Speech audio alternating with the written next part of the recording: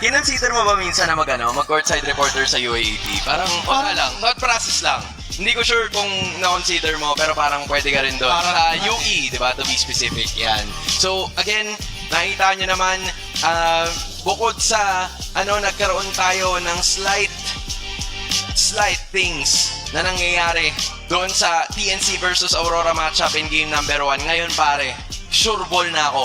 I can now finally give you the floor. Joshi, ano bang hindi nangyari na lang para sa Aurora Gaming na dapat sana ay na-execute nila nung game number 1? Okay, so doon muna tayo sa mga magandang nangyari. Magandang nangyari is they somehow survived yung early game ng TNC. Ang hindi nangyari is hindi nila nagamit yung lakas ng lineup na meron sila. Nandun tayo sa point na umabot nga sa timers nung Sicilian, pero alam din kasi ng TNC kung paano nila i-handle yung mga ganong bagay. And you've talked about this during after the game nung game number 1. Ang unsung hero, kumbaga, ng TNC dito would be Vin. Yung constant heals na nanggagaling sa kanya, yung Correct. mobility din, it is enough to somehow evade yung crowd control na meron ang side ng Aurora, and that's just the divine bind Emerald and tsaka yung Sanguine's Claw. So other than that, lahat coverable na ng sarili-sariling galaw ng TNC. Yan nga kumbaga in layman's term, nakapagpundar naman, nakapagpayaman. Parang si Neil Robert de Guzman. Diba? Nakapagpundar naman siya ng sandamakmak na pera na nakuha niya dun sa mga pagkapanalo niya over the recent tournaments. And I'm sure he's very happy with it. Marami siyang mga malalaman na iilan sa mga bagay na makukuha natin from this point on. Pero isang sigurado pare, yung Barats, hindi na naman natin makikita sa ngayon. Instead, the Selena and the others, kumbaga, posible nga na yung TNC, ganun na naman magiging unorthodox na naman yung magiging style ng drafting nila. Kasi trinay yun ng Aurora kanina nagsisilian sila hindi gumana Will they go back to basics or will they go and do something different yet again? Ngayon na binan nila tong Pakito, wala ding Barats, they could go for a melee sa first pick para kay Doming. In that way, hindi, kahit pa sabihin natin okay din naman yung Brody na gamit ni Doming kanina, pero hindi siya tulad ng mga bilisan na mabibilis pumalo Diba? At saka madaling iwasan. Huwag mo lang lapitan, okay ka na dun sa Brody. Hindi ka na madadali ng damage output niya.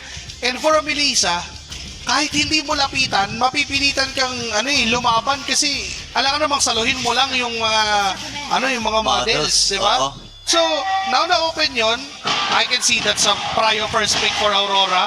For TNC, sila kukuha ng Beleric ulit plus Zahirara para dito kay Zayda. Pwede nga yun. Or, kung gusto naman ng Aurora, pwede sila mag-first pick na Beleric. Para nga naman ganun ang mangyari. Pero sabi na hindi, doon tayo sa unang ruta, doon tayo sa unang strategy. Ay, pero may Marcel. Open pala yung Marcel, pre. Ito ang lumusot. Ito ang lumusot dahil ang binan nila ay yung Pakito. So that's a Marcel and Herrera taken by TNC. Yun din yung naging solid na trade-off na nakuha ng Aurora in game number 1. They were just unable to capitalize on it. Pero ito, men, masasabi ko, solido tong dalawang to. Ang hirap isipin na magkakadya pa yung Aurora. Kasi napipigil naman ang isang Marcel. So mamaya-maya, and there goes that Matilda pick and that Esmeralda. Baka lang i-try nila yung Matilda mid. There is a chance. Oo nga. Nararamdaman ko din na parang dun sila papunta Yung Matilda mid na naman. Although, again, it's tough to execute. Kumbaga, ito yung mga lineup na never tried this at home Kumbaga, pag sinubukan mo talaga, medyo mahirap. Di ba yung Rafaela nung trinay nila sa MSC way back then, gumana naman. Pero nung sinusubukan ng mga pangkaraniwan na tao, nahihirapan talaga silang i-execute. And I think the same could be said para sa Matilda, as Brody is gonna be the last pick of the TNC Pro Team. Very well-rounded yung kanilang first 3 picks. Tapos buwan pa ng Harley, no? Oo nga ang lalim ng hugot dito and talagang binibigyan nila ng pagkakataon na ipitin itong si Coily sa kanya mga hero na gagamitin kasi nalilimitahan na siya sa mga Nolan.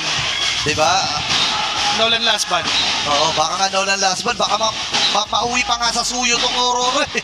Actually, or ang hirap kasi yung Ling. Ayan na, Overt Nolan, na eh. pre. Nolan. Diba? Ang hirap na mag-Ling, ang hirap na mag-Hayabusa kasi nasagot ka na ng Brody.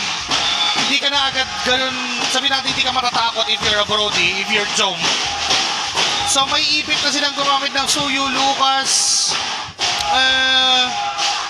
any other fighter, junglers out there, Alpha. Oh, Alpha. Wait. Edith na naman. Ano to?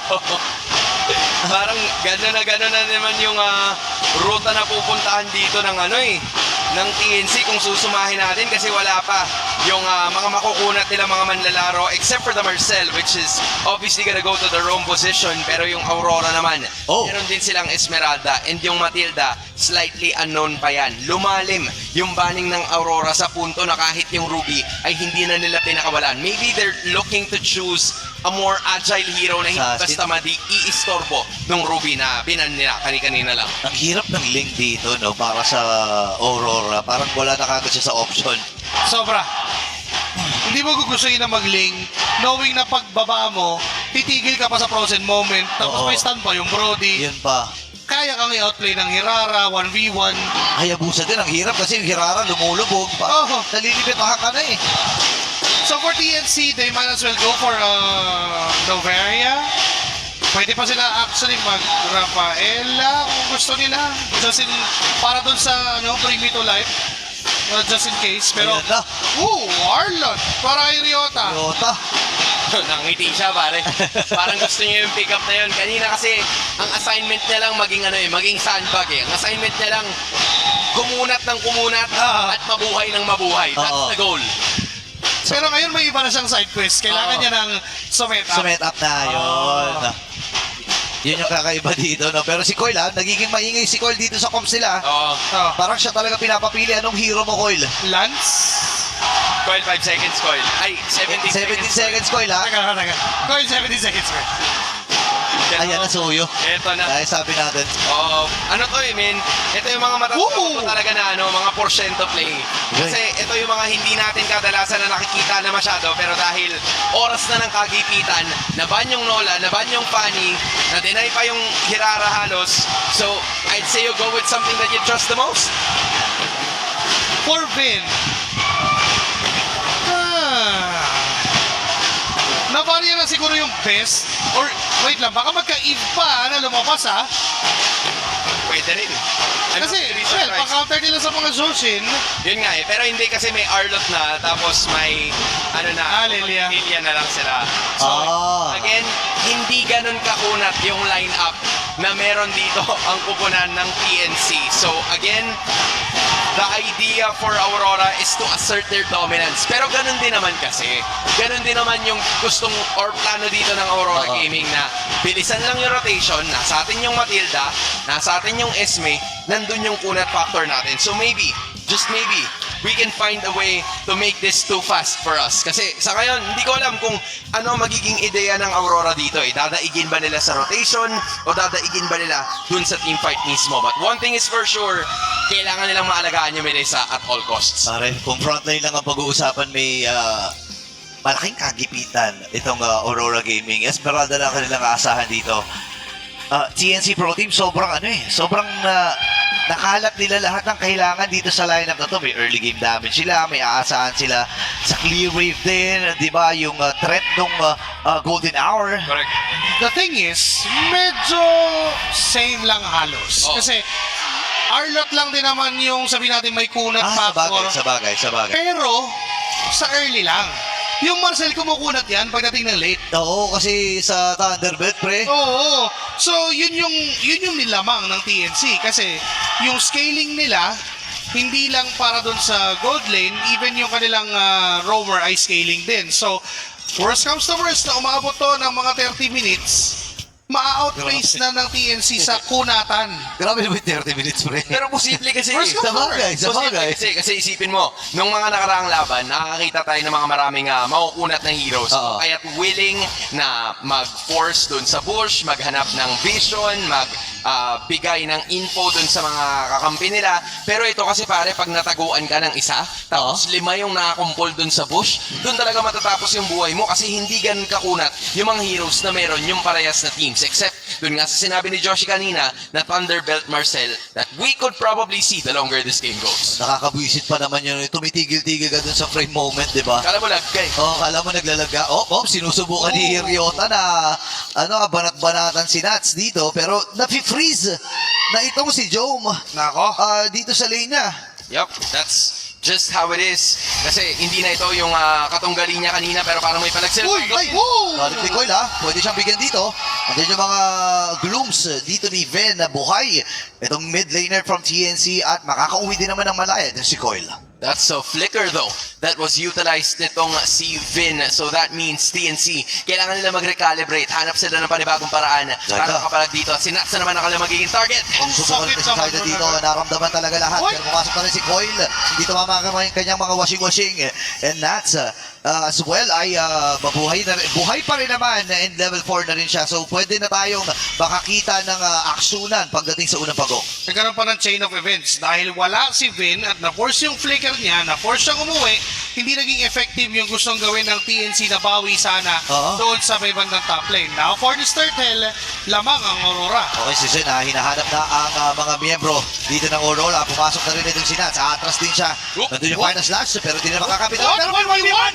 Doon sa may bandang ibaba, first line, napunta na rin sa TNC Pro Team. Di ko tayo mamamatay. Andun na rin yung beat.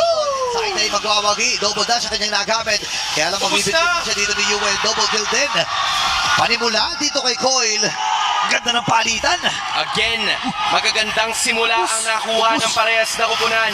1, TNC gets a Brody kill, first blood, and then Aurora's managed to give 2 kills to Coil. Ubus pre, papasag lang ngayon Tori sa baba, 3 palo na lang, basag na yan eh. Gosh. Si Timot ni Big J. Oh my God. And Gutom na si Gutom na si DJ, pre. And that evens out that trade. I mean, kung nakakuha ng isang kill ang TNC plus a turtle, pero dalawa yung sa Aurora, ang naging break-even, yung energy shields na nakuha ni Jome doon sa baba. Oo nga, tinan mo, 1,000 na ngayon lamang ni Jome against kay Domeng. Talagang malaki-laki to. I believe may mga na-miss pa nga na minions dito si Domeng kasi pa level 6 na. Itong si Jome. Tol, dinay din kasi. Dinay siya kanina eh. Kumbaga, na-realize ni Jome kung sino siya ng early game eh. Pag early game siya yung God kasi hawak niya yung Brody. But of course, later on, it's totally gonna be a different story. Kasi na naman na mga matahan. That is still gonna be safety na dadalhin nitong si Zen dahil nagamit niya yung Golden Hour. Hindi naka-combo. Ang ganda sana ng habol na ginawa nila Light doon kay Zen. But again, this is still a Marcel. Tapang talaga. Trigger discipline din sa kanyang black shoes. Meron din kasing guiding wind kaya pala pasok na pasok. Itong si Coil, hindi na niya kailangan gamitin yung extra vertical niya para lamang makaligtas. Kasi may guiding wind din na pipindutin lang niya. Yup, still A-okay para sa parehas na teams. And in fact, kahit nga nasabihin natin na nakaplato ng sobra itong si Jome sa may bandang ibaba because of the 2 kills and the turtle that Rora has gotten, medyo dikit. Pero lamang pa rin in terms of the gold ang Northern Lights. Just by 100 though, TNC, pwede pa rin sila makahanap ng paraan para mabalik yung senaryo towards their favor. Pero karamihan ng mga nangyayaring ganap ay dito sa bandang ibaba. Tag team partners, si Zen, Jome, Light, Domeng. Pero doon naman, 3-way ang makikita natin between Aurora's trio mid and all of the others na mapapansin natin na naghaharapan na sa pagong. Sasama na rin sa gitna itong si Domeng nakapag-double lane siya. Binibigyan nila ng pagkakataon na makahabol pagdating sa ginto.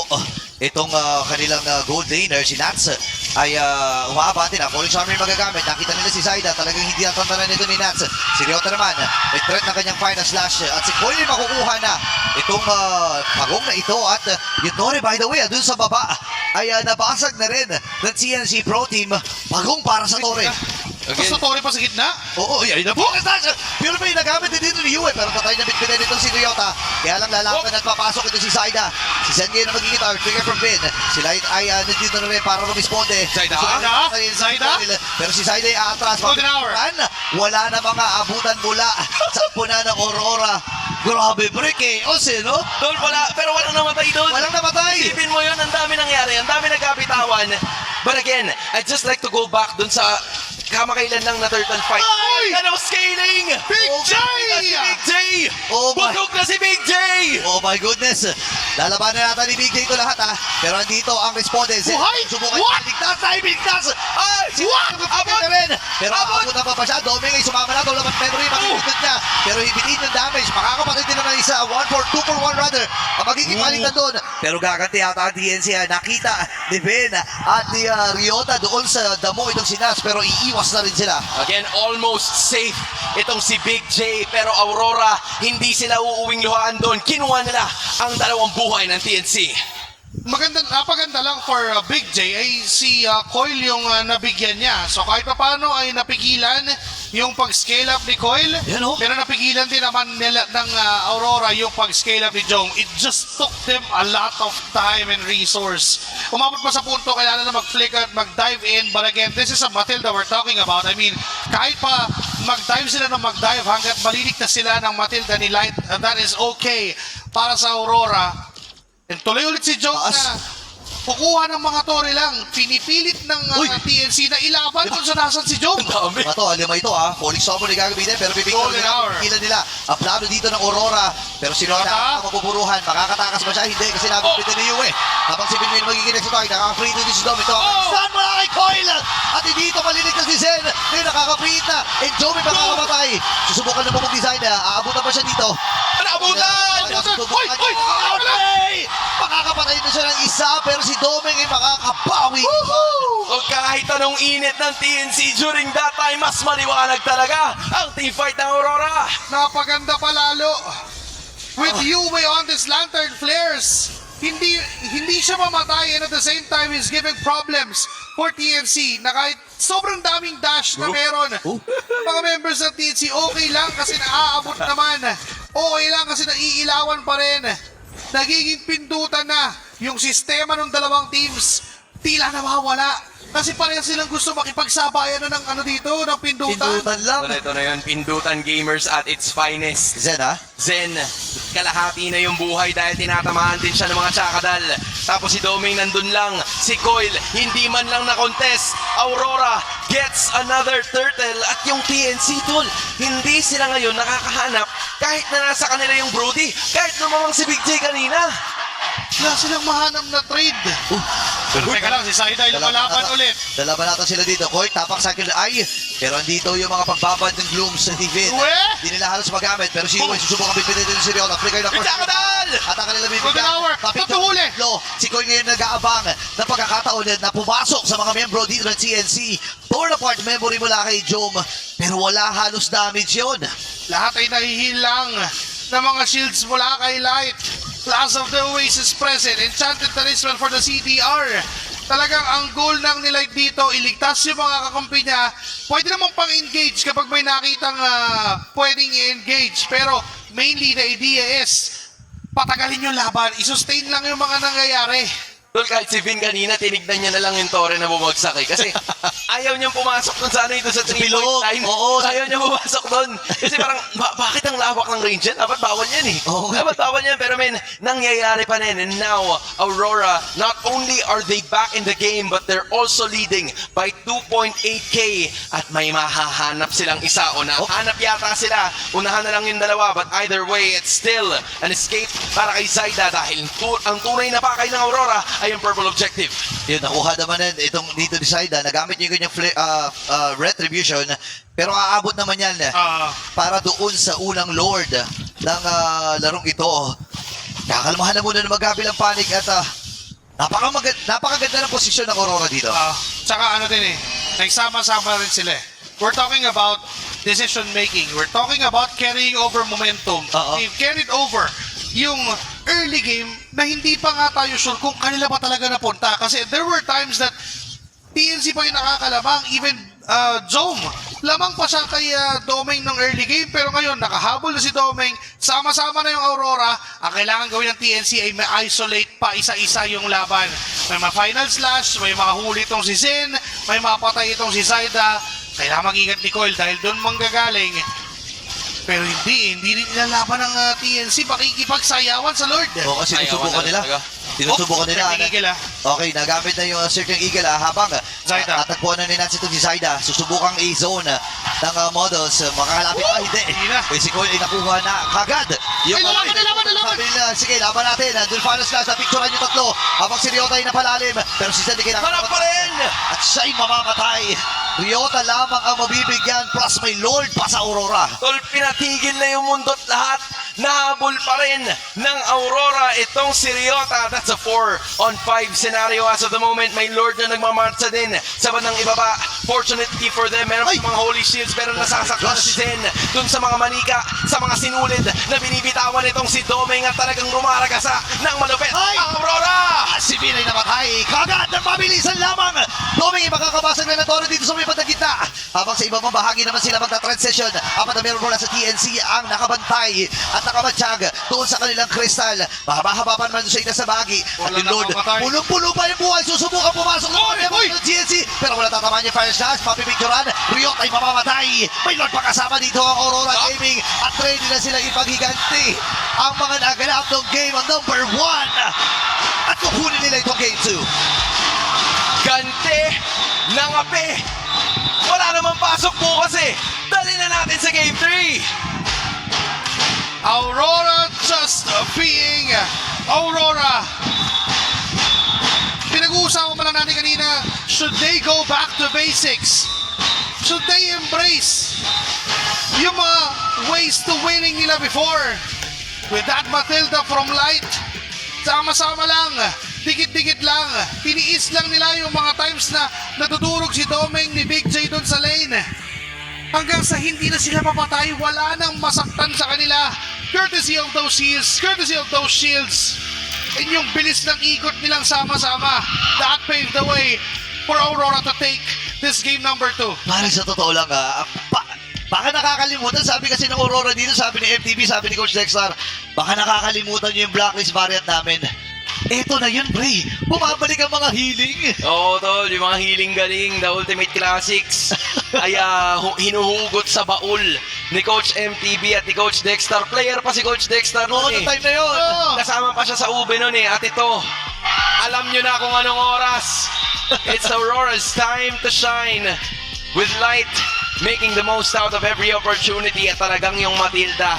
Kabisado niya kung paano paganahin at talagang na-enable niya yung kanyang mga kakampi into actually setting up plays. Alam mo, bago pa nun si Light, Ba? oras na para itamang mali. Tama. Yun na yun. Tama ka dyan. Diba? Tama ka dyan. I agree. Kailangan nang ibalik doon sa ways ng pagiging world champion. Kailangan nang ibalik ang mga angas. And itong ginagawa ng Aurora nung game number 2, ako personally, yamot ako sa ganitong playstyle pagkalabang ko. Yung Matilda. Yung mga Matilda, yung mga Rafaela. And ito, sa mundo ng mga nag-Rafaela mid, nagmamatilda mid, sabi ni Light, Rome pa rin yan sa paningin ko. My Ang God. kumanap na pagana naman talaga nila, no? Talagang pinaikot nila yung kanilang composition doon sa mga heroes na meron sila. Yue, napakahirap talagang hulihin. Hindi ko nga sure kung napindot niya ba yung Purify sa kabuuan ng game na to eh. Parang wag na daw eh. Parang hindi yata eh. No spells.